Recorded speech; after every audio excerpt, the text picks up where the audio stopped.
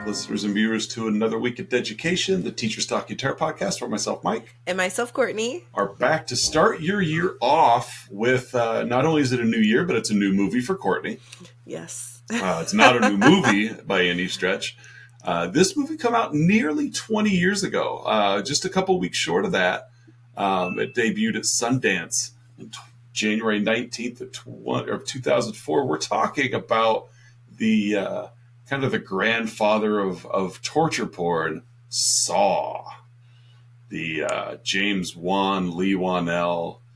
It's kind of fun to go back and look at stuff like this because like this was like their first movie, and when you get a chance to see somebody kind of pop on the screen like James Wan, the director of this movie,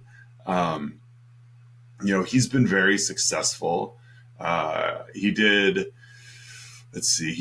the first Saw movie, of course, and then he had a couple of little like Dead Silence, but then he directed Insidious and The Conjuring. He did a Fast and the Furious movie, The Conjuring 2, Aquaman. So it's like, Malignant. We'd covered Malignant before he directed that one. So it's just kind of cool seeing all the projects he's been involved with since like he hit the scene. And so, but this is the first one. This is way, way, way back, nearly 20 years ago to cover the first one. So this was your pick this week. Yes. Yeah. What did you know about this movie going in? Just that there was a lot of like torture, really. That's all, and that it mainly took place in one room. Okay.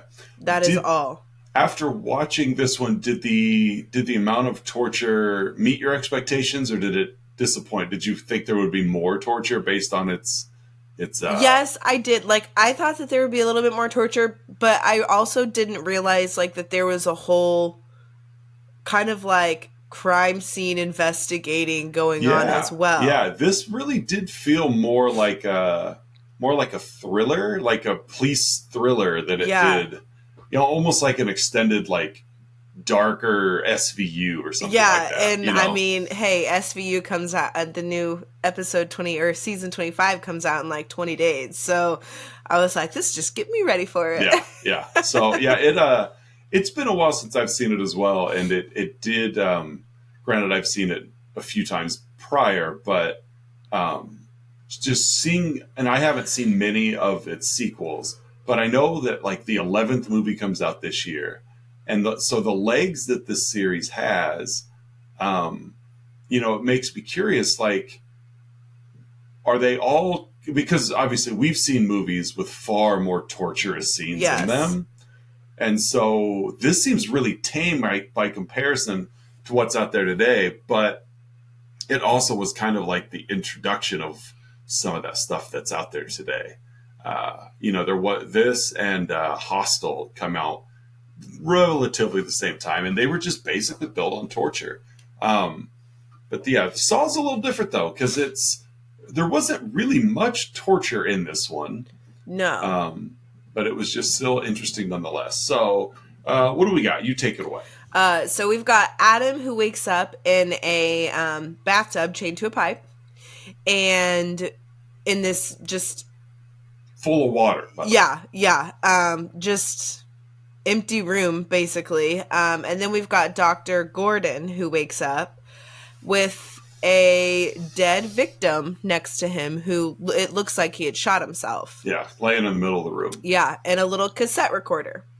Mm-hmm. And so they both find these little tapes in their pockets and they listen. Adams encourages him, like tells him like, hey, you can do this. And Dr. Gordon's is like, kill Adam. Yeah. In order to keep your family alive, kill him. Yeah. How did Adam not drown? Yeah, I don't know. I mean, other than obviously he wasn't supposed to, but he clearly was unconscious, yet knew to hold his breath. It was whatever. And so, and he's got like this whole timeline and everything, and Adam finds this bag and he opens it up and there are saws in it. Yeah, there's like all these clues about,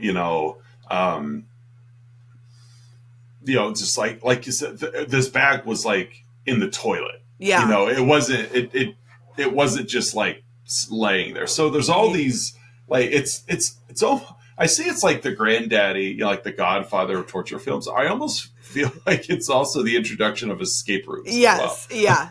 This is like escape room that you don't want to be in. Yeah. You don't want to be in this one to begin with. Yeah. Yeah. So they've got this little clue that X marks the spot. They're trying to saw through the chains to get loose, and that's when they kind of realize, like, these aren't for the chains, as Adam's saw breaks. Dr. Gordon realizes that it's to cut their feet off. Yeah, it's pretty grotesque. Like, it's not gory yet, but it really is a dire situation for each of these guys. They don't know who each other are. At least we don't know that they know who each other are. Right. But they don't know why they're in this room. It really is just bizarre. Like, in a very solid cold open, to have these two strangers wake up in a room. We don't know why they're there. They don't know why they're there. So we really are along for the ride with them. And again, like you mentioned, with a suicide victim lying in the middle of the floor. Yeah. And it goes on to Dr. Gordon being like, you know what? I've heard of this before. Yeah. This is something that actually I was a suspect on, like, a murder trial for. Which I thought was a pretty cool way to introduce the movie. Yeah. Because we don't realize that we're at the end of the movie yet. But really, it was just kind of cool to see a little bit of intro and then be like, oh, well, let me tell you the story of before. Yeah. So we head back. Oh, look at that. First phone interruption of the year. I know. And I lost you. Okay. Maybe. You got this, Courtney. You can figure it out. Okay, I got it. All right. Okay. So 5 months prior, Dr. Gordon was talking about a patient that he had, Mr. Kramer, and he had terminal brain cancer. And he was interrogated by some detectives because they found his pen at one of the scenes. Yeah, like Gordon's pen. Yeah. Like his pen light. Yeah, and it was at one of the scenes of one of these games that they've now called the Jigsaw Killer. Right. And so his alibi cleared him. He agreed to watch the testimony of one of the survivors. And he later, the detectives had found the warehouse and watched a video from this survivor, Amanda's video. Oh my goodness, torture game. Right. Yeah. And they ended up running into Jigsaw himself. Yeah. And it was pretty high like intensity because they're searching through here and things are like covered. This part did kind of get me a little bit because I was like, they're going to unwrap something and he's going to be there to kill them. Yeah. And it was just, I don't know. It was a high pressure, intense for me, I guess. But they had found another victim. Jigsaw shows up and he had kind of mentioned like, people don't appreciate being alive. Mm-hmm. And this was kind of how he tortured his victims because the last one that they had found had tried to like slit his wrist with razors. Yeah. So he had to get out of a cage that was full of razor blades and Yeah, it crawl was through. like razor wire. And, Yeah. Yeah. And even Amanda had said when they were like debriefing with her, you know, that she was like, he saved my life. Yeah. He was a heroin addict. She was. Yeah. She was a junkie. And, you know, that experience that she went through having to survive, granted, she did have to murder a man to save her own life. But she really was, I won't say she enjoyed the experience. Right. It turned her life around. But she really was like, he saved me. Yes. And so that was kind of an interesting twist of like the people that, it's weird because it's like, it don't feel like Jigsaw's punishing the people because really he's put them in situations. He's not doing anything to them as much as he's put them in situations for them to make decisions to survive. Yes. Yeah. But obviously he's, you know, involved in the experiments and but he's trying to give people an opportunity to appreciate the life that they have, which is different than a lot of horror monsters that we see. Yes. Dr. Gordon has got a wife and daughter at home, and they have also been held captive. And through their, like, they've just been kind of watched for a while. I guess. And, losing my train of thought here. Yeah, it's like, the wife and daughter are like collateral for Dr. Gordon to, if you don't kill Adam by 6 o'clock, then I'm gonna kill your wife and child. So that's his motivation because he had been stepping out on his wife with one of his like interns. Yes. And so that was kind of like his comeuppance of like, hey, you know, you have a wife and child at home. You don't appreciate what you've got. So we'll just take it, you know, I'll take it from you. Of course, obviously, he doesn't want to lose his wife and child. He does stop seeing the woman. And it's not a linear movie but, you know, the plot of this is not sequential. No. We have, you know, like I mentioned earlier, we start the movie, which we find out near the end of the story. We flash back to 5 months prior, and then really the bulk of everything that happens in the movie happens within those like 5 months. Yeah. But we really don't get a feel. Is it within the last week? Is it within the last month? It's, you know, because how long has Gordon's wife and daughter been held captive? How long have they actually been in this room? Like we don't know these things. Yeah. But yeah, the movie's not hard to follow, but the plot is hard to describe. Yeah, and that's just like, I feel like I'm missing so many things, but they didn't happen yet. And Exactly. I feel like they did. Yeah. Like to tell the story sequentially, you know, like for us to unveil it sequentially in the podcast would make a lot of sense, but we wouldn't get to the Gordon and Adam stuff until the end of the podcast. Yeah. And so we've got Detective Tapp. Is played by Danny Glover. He's let go, just kind of placed on a leave because Singh, his partner, was brutally killed. Yeah. Well, they kind of fell into a trap. Yes, yeah. And Tapp has become obsessed with the Jigsaw Killer, and he still thinks that it's Dr. Gordon, so he hires someone to take pictures and follow him because he's like, this is the guy.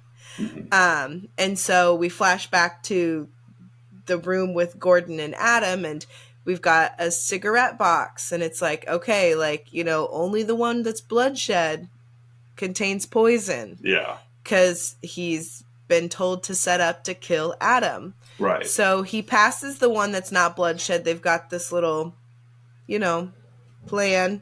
Yeah, well, yeah, like Gordon has a plan because at this point they realize they're being recorded. Yeah. Like they're being watched in the room.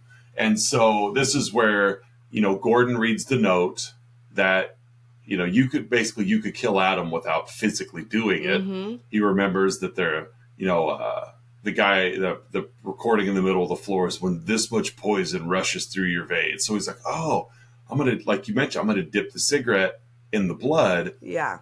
Pass that cigarette over to Adam, have him smoke it, and then that'll kill him.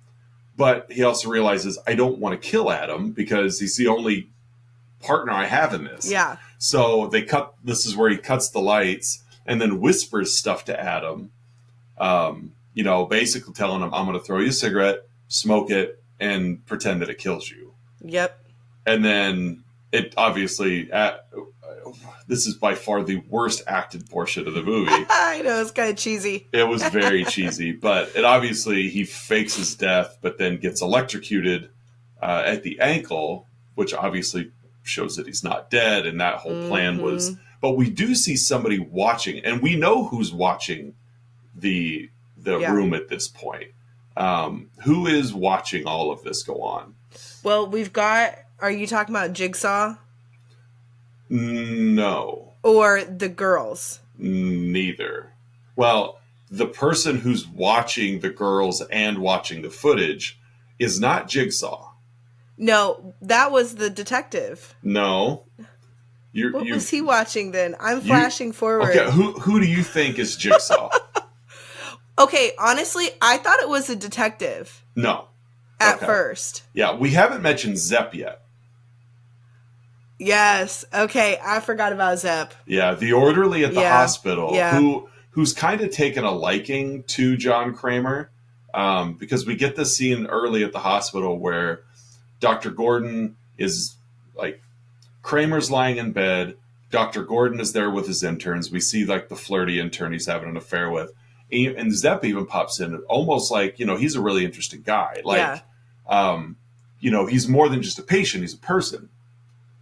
And so we do see Zepp as the orderly at the hospital, as he's the one doing the majority of the running around in like the cloak, to where we get the vibe that he's Jigsaw. Yes, he's the one doing, about him. Yeah, he's the one doing all the murdering, or not really the murdering, but the setup of the murders. Yeah, at first I thought it was the detective, because it was just like retell this for us, and then he just always happened to be there and wanted to hear the stories and was obsessed with it. So I was like, right, okay, maybe it is someone from the inside, right. And then the Adam and Dr. Gordon are.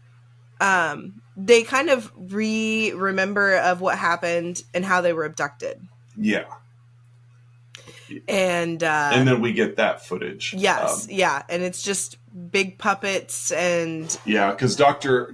Gordon had been called away from home and went to this seedy hotel to meet up with this medical intern, which he then calls it off with her. Yes. And on his way back down to his car, he stops to make a phone call, and as he's making that phone call, we kind of see in like the convex mirror, like somebody crawl out of his back seat. Yeah, and this part was kind of freaky. Yeah, black robes with like this pig head on. Yeah, and attack him there. So we've seen Dr. Gordon abducted. But as he's headed to his car, there's a flash, and we find out through Adam's story that Adam was the one hired to follow Dr. Gordon and prove that he's, not prove that he's having an affair, because that's not what he's for, but like the detective has hired him to follow Gordon and take pictures. Yeah, which I was like even more suspicious. So Adam knows Dr. Gordon, but Dr. Gordon doesn't know Adam. Yes. But Adam's been lying to him the whole time. Like, he's recognized him from the jump. But he's been lying to him. And so then we get Adam's story, where Adam, after taking these pictures, goes back to his apartment, which has a dark room in it, falls asleep. And this I thought was a pretty creepy scene too. Like, when he wakes up, like all the power to his apartment's cut off. So he's going through his apartment with his camera and flash, like taking pictures into a room just so that he could see quickly from the flash. and he comes to a door, and when he opens it and flashes, it's that same pig-headed cloaked figure that just abducted Dr. Gordon. So we know now that the same person has abducted both of these guys. Yes. And understandably, kind of fingers pointed to the detective, because he's the one that's following Gordon, but also hired Adam. So we just kind of assume the detective's got something to do with it. And as they look through some of these pictures, that's when they realize Dr. Gordon's like, that's one of the orderlies from the hospital. Yeah, the pictures that Adam had been taken. Yeah, Gordon recognizes that's outside my house, but that's Zepp. Yeah. So Zepp realizes, hey, it's 6:00. Gordon has not killed Adam. That's the rules. So I'm going to kill his wife and daughter. Yeah. And meanwhile, Allison, the wife, gets free, and she puts up a fight against Zepp. And all this is like the phone, like Gordon's listening on the phone while all this is happening. Yeah. And so he hears all this gunshots of failed attempts of murder. But he just assumes his wife and daughter are now dead. Yeah, and this is where Tap is watching on something. Well, he's rented an apartment across from Gordon's house. Yes, and the struggle. So he's kind of listening in, watching what's going on, because he doesn't trust Gordon. And then when he hears the gunshots, then he also acts. So Gordon hears his family home over the phone and taps across the way and hears the gunshots. Yeah. So he takes off over to Gordon's apartment, expecting to see Gordon and his family. But of course, he comes across Zepp. Yeah. And with no mask on at this point. So, right.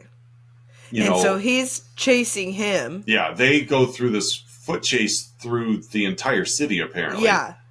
And after they get into this, he catches up with Zepp, and they get into this little debacle fight thing, and shoots himself on accident. Yeah, like he's got the gun pulled on Zepp. Like, yes.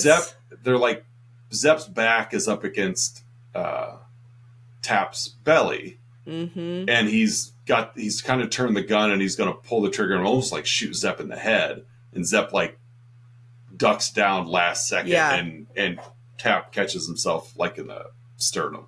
Yeah, and I was like, no, like the one chance we had. Yeah, he's like the only like dark hero of the movie thus far. Yeah, and so Gordon's hearing all this. He loses his phone in the mix of it, and so he's just like, forget it. Saws his foot off. Takes off his shirt, bites it, wraps it around him, just starts going to town on his foot, which I was like, oh, that hurts so bad. Yeah. And then he shoots Adam with the revolver that was left at the corpse. Right. Because he's like, no, like this is not happening. And so Zepp then enters the room, and he pulls a gun on Gordon, and he's like, the rules, you didn't follow the rules. Yeah. But he's standing over by Adam when he's doing it. Yeah. And Adam was not really shot and killed. He's like shot him in the shoulder. Yeah. So he pulls down Zepp, beats him to death with the back toilet lid, just goes ham on him. Yeah.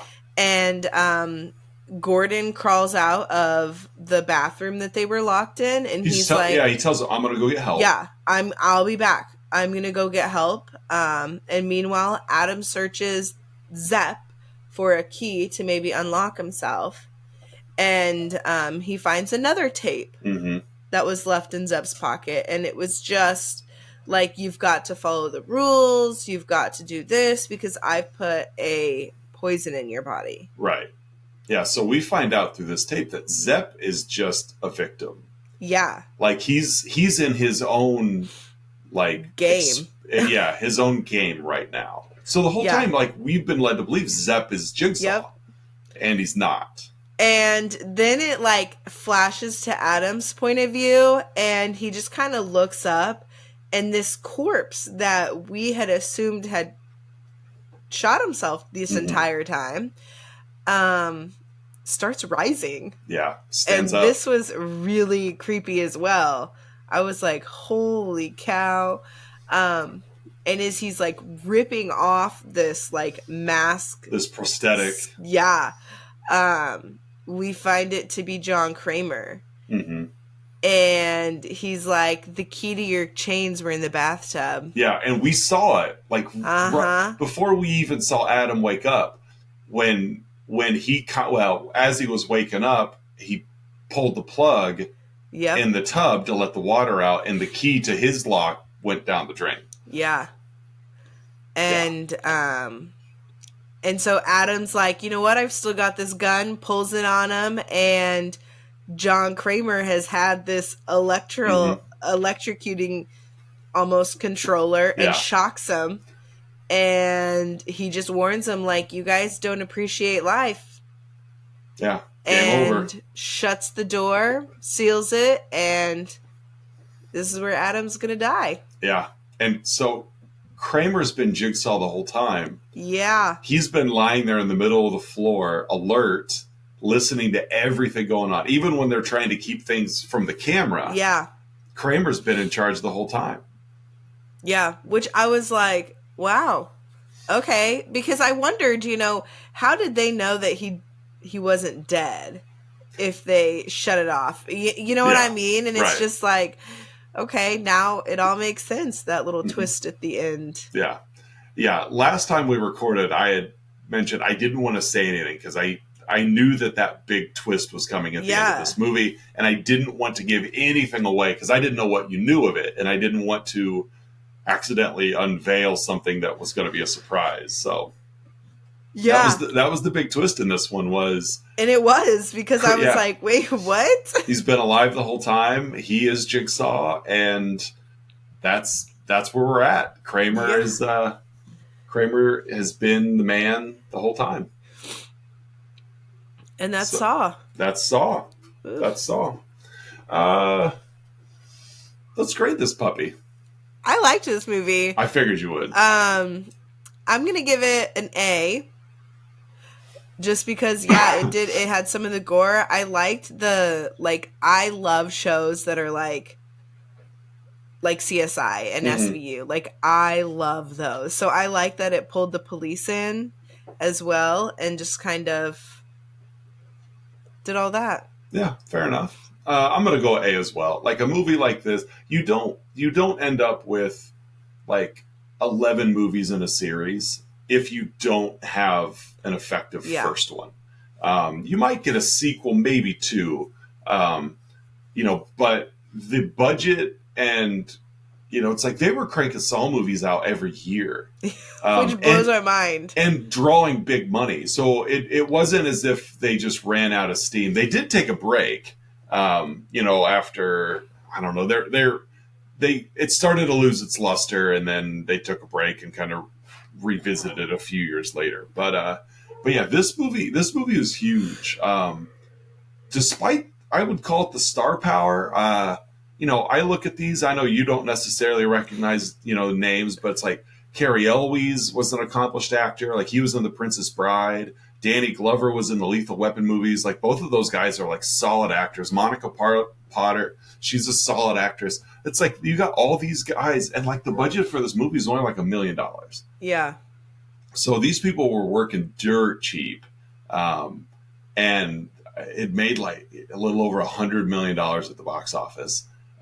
Huge money for something this small of a budget. So I'm going to give it an A as well. Solid premise. It wasn't as hard to follow as our plot synopsis. I know. I feel like there was just so many little things, and I don't want to miss some of them because some of them were important. Yeah. So I felt like I was it's just the way too that it's like it jumps back and forth in time Yeah. quite a bit. And so, but at the same time, we don't really know how much time is being jumped. So, Mm-hmm. you know, that stuff's not overly that big of a deal. So, yeah, A for me, A for you. Have you seen the movie Seven? No. Okay, if you like this movie and you like police procedurals, you must see Seven. Okay. It's got Brad Pitt, Morgan Freeman, um, Gwyneth Paltrow. Just Hmm. excellent movie. Excellent movie. You'll love it. Um, Deals with something somewhat similar. They've got a killer on the loose, but everybody's being killed in the name of like the seven deadly sins. Okay. Um, and the guy's just like cat and mouse with the police, like way ahead of these two. And of course, you've got your Brad Pitt's your young up and coming detective Mills, and Morgan Freeman is your like I'm retiring in a week detective Somerset. Yeah. And they get put on this case together, and it's just an excellent movie, just top to bottom, watch excellent. that. Yeah, you definitely have to watch it for sure. You got any lessons for this one? Maybe just appreciate life. Yeah, there you go. You don't make the I don't most know. of it. I think sometimes we do get caught up. Like, we do get caught up in the everyday things and we don't sit back and think, like, man, like, I have a pretty good life, actually. Yeah, grass is always greener kind of thing. And we really don't, I don't think we fully weigh through the consequences of our actions either. Yeah. You know, and granted, this is pretty extreme, Right. you know, about being punished, about the consequences for your actions. But it's still there. Like, you know, I mean, you see stories all the time about, you know, husbands or wives that have cheated on their spouse, but have been doing it for a very long time. But then when they're caught, they're all remorseful, and it's like, no. This wasn't you got caught doing something accidentally. Like, you're just upset you got caught. Mm-hmm. Like, you were enjoying everything that you were doing. And so this obviously is more extreme.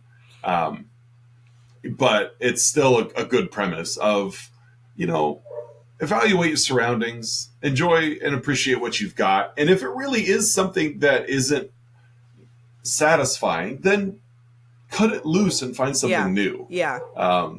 You know, don't collect, you know, in Dr. Gordon's case, don't collect women, you know? Yeah.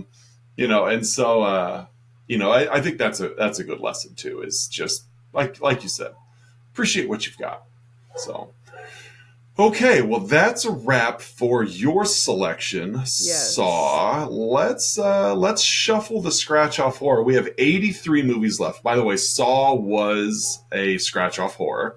Okay. So double dip there. We've got 83 movies left, and the next one we are watching is we're going back in time. We're going back to 1943 as we cover. We've watched a Val Lewton movie before, The Seventh Victim. Okay. We're going to watch I Walked with a Zombie. It's a short one, hour and 8 minutes. I Walked with a Zombie from 1943. Young Canadian nurse Betsy comes to the West Indies to care for Jessica, the wife of a plantation manager, Paul Holland. Jessica seems to be suffering from a kind of mental paralysis as a result of fever. When she falls in love with Paul, Betsy determines to cure Jessica, even if she needs to use a voodoo ceremony to give Paul what she thinks he wants. 85% on the tomato meter, so that's a positive. But yeah, it's this will be a nice little soft one. I don't think it's going to be overly scary, but I don't think I've seen this one. Okay. Yeah, I don't think I have. But I Walked with a Zombie, probably more atmospheric than anything. Yeah. Was Tom Conway like the Matthew McConaughey kind of his time? I feel like he's in a lot of movies. Yeah. Tom Conway was in a lot of stuff, yeah. He worked with Val Lewton a lot. He was in Seventh Victim. Of course, he's in this one. Cat People, which we saw the remake. Yes. But the original Cat People was also a Val Lewton movie, also starring Tom Conway. Yeah, Tom Conway, he was one of those guys, just kind of character actor. You know, you recognize him in a lot of stuff. He's solid at what he does. He's never the leading man in anything, but he's, you know, you see him in enough back then, you're like, oh yeah, I know that guy. Yeah. So good old Tom Conway. So, well, that wraps up our first movie of 2024, Saw. Yes. We've done a lot of movies. We have. Yeah. I know. I want to make a list of all of them that we've done. Yeah. Well, it's pretty easy to do until you get to October.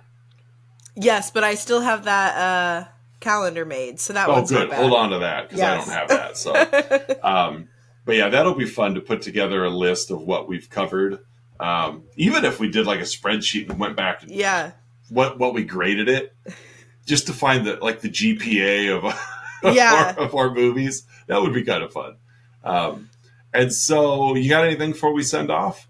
Nope. Just have a great new year. Yeah. Social media wise, we're still on Facebook, Instagram, and Twitter. So you could give us a follow there. Of course, you could like and subscribe and do all the fun things. Let that be your New Year's resolution, to subscribe and comment to our podcast. No, I'm joking, of course. For another week of education, I'm Mike. And I'm Courtney. And we'll see you guys next week with I Walk with a Zombie.